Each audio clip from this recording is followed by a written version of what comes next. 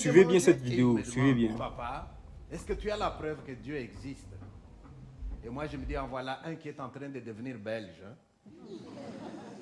Je lui dis, mon fils, tu as la mémoire courte. Pourquoi tu me poses cette question ici? En Afrique, tu ne me l'aurais jamais posée. Hein? Laisse-moi te rafraîchir la mémoire. Et je lui ai raconté comment ça se passe dans mon pays. Je lui ai dit, dans mon pays, un enfant de ton âge, hein, il se réveille le matin, il se lave, il prend son cartable, 8 kilomètres à pied, il va à l'école, il n'a pas mangé. Et il va rester à l'école jusqu'à l'après-midi. Hein. Et vers 16 heures, de nouveau 8 kilomètres à pied, il rentre à la maison, il n'a pas mangé. Et quand il arrive à la maison, peut-être que maman est encore au marché. Il va attendre que maman revienne. Et si maman a bien vendu, on peut faire un bon repas, on va manger. Mais si maman n'a pas bien vendu, on grignote ce qu'elle a apporté et on va dormir. Deuxième jour, même scénario.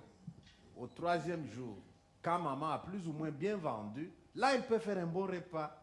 Et quand il y a un bon repas, c'est peut-être à un enfant de 6 ans qu'on va dire avant de manger, fais la prière. Oh, ça, vous devriez entendre. L'enfant qui dit, mon Dieu, je te remercie pour ce repas que tu nous donnes aujourd'hui. Donne la force à mon papa, donne la santé à ma maman. Comme ça, il travaille et moi, je pourrais encore manger. Et cet enfant d'Afrique, il va encore ajouter, mon Dieu, je te demande aussi d'en donner à ceux qui n'en ont pas. Ça, c'est la prière d'un enfant dans mon pays. Mais mon fils, ici, comme le vôtre, il se réveille le matin, il se lave. Qu'est-ce qu'il fait? Il mange. Très bien. Il va à l'école en voiture, en bus ou en train. À 10 heures, il a un petit creux. Il mange. À midi, il a faim. Il mange. À 15 heures, il a un petit creux. Il mange. Le soir, il a faim. Il mange et entre les repas, il grignote. Normal hein, qu'il me demande, papa, est-ce que tu as la preuve que Dieu existe? Vous allez me dire, mais monsieur, qu'est-ce que vous lui avez raconté? Je lui ai raconté une courte histoire que vous connaissez peut-être déjà. L'histoire de cet homme qui un jour va voir son coiffeur. Il s'installe et le coiffeur se met à le coiffer. Un moment, le coiffeur s'interrompt et il demande à son client, « Hey, tu crois vraiment que Dieu existe ?» Et l'autre lui dit, « Pourquoi tu me poses la question ?» Le coiffeur lui dit, « Je ne pense pas que Dieu existe.